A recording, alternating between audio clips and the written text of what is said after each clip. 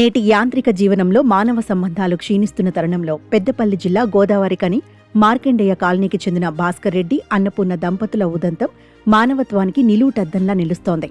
కన్నబిడ్డలే తల్లిదండ్రులను పట్టించుకొని ప్రస్తుత రోజుల్లో ఈ దంపతులు తాము 3 ఏళ్లుగా సొంత బిడ్డలా పెంచుకున్న రియో అనే పెంపుడు కుక్క మృతి చెందటంతో కన్నీరు మున్నీరయ్యారు. ఇటీవలి వీధి కుక్కల దాడిలో గాయపడి రియో మరణించగా ఆ కుటుంబం తమ ఇంటి సభ్యుడిని కోల్పోయినంతటి వేదనకు గురైంది. కేవలం పెంచుకున్న జంతువుగానే కాకుండా తమ కుటుంబంలో ఒకరిగా రియోను ఆ దంపతులు ఆదరించారు. ఆ ప్రేమకు నిదర్శనంగా హిందూ సాంప్రదాయ పద్ధతుల ప్రకారం దానికి అంత్యక్రియలు నిర్వహించి అందర్నీ ఆశ్చర్యపరిచారు. ఈ ఘటన చూసిన స్థానికులు ఆ దంపతుల నిష్కల్మషమైన ప్రేమకు, జంతువుల పట్ల వారికి ఉన్న మానవత్వానికి ముగ్ధులయ్యారు.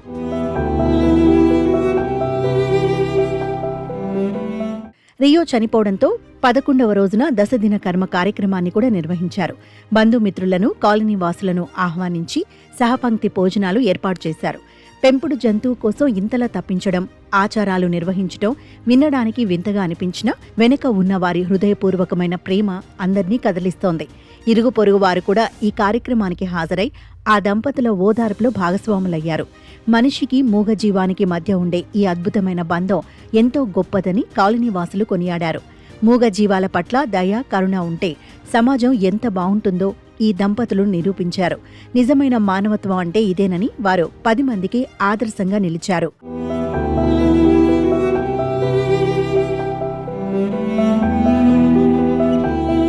రియోతో తమకు ఉన్న అనుబంధాన్ని గుర్తు చేసుకుంటూ అన్నపూర్ణ దంపతులు భావోద్వేగానికి లోనయ్యారు. తమ కుమారుడు అమెరికాకు వెళ్లే సమయంలో 20 రోజుల వయసున్న రియోను గిఫ్ట్గా ఇచ్చాడని ఆమె కన్నీటి పర్యంతమయ్యారు. అప్పట్నుంచి 3 ఏళ్ల పాటు రియో తమ కుటుంబానికి ఒక రక్షకుడిగా, ఆత్మీయ నేస్తంగా అండగా నిలిచిందని ఆమె ఆవేదన వ్యక్తం చేశారు. ఇంటి సభ్యులతో కలిసిమెలిసి ఉంటూ ఎంతో క్రమశిక్షణతో పెరిగిన రియో లేని లోటు తమ కుటుంబాలలో తీరనిదని వారు పేర్కొన్నారు. జంతువులకు కూడా ప్రాణం, ప్రేమ ఉంటాయని, వాటిని కుటుంబ సభ్యులుగా భావించి గౌరవించాలని ఈ సంఘటన చాటి చెబుతోంది.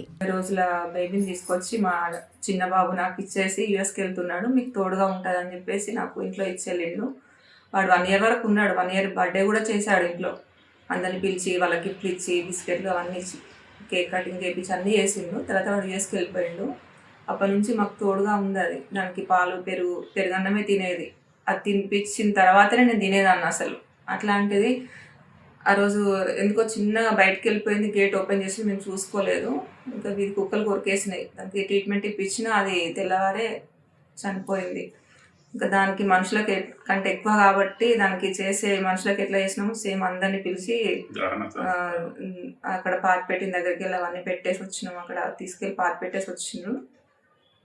ఇంకా అందరినీ పిలిచి సహపంక్తి భోజనాలు ఏర్పాటు చేసినాం దానికి సంతాప దినంగా. అది మాలో ఒక మనిషి కంటే ఎక్కువ పెరిగింది కాబట్టి అంతకంటే ఎక్కువనే చూసుకున్నాను. నేనైతే ఇప్పుడు తట్టుకోలేకపోతున్నా అసలు. నా ప్రాణం అంతా దాని మీద. ఇంకొక తీసుకొచ్చి ఇస్తా అంటున్నారు నా బాధ చూడలేక. కానీ దానంతా ఉండదు ప్రేమ అనేది. నాకు అదే కావాలి అనిపిస్తుంది. ఆ రోజు కూడా నేను ఇవ్వను దీన్ని తీసుకెళ్ళడానికి పట్టుకొని ఇంట్లోకి వెళ్ళిపోయినా. పాతి పెట్టడానికి వెళ్తుంటే అంత బాధపడ్డా. నా రియల్ ఎవరు తెచ్చేయలేరు. కానీ వీధి కుక్కలు మాత్రం ఇంత చేసినాయి.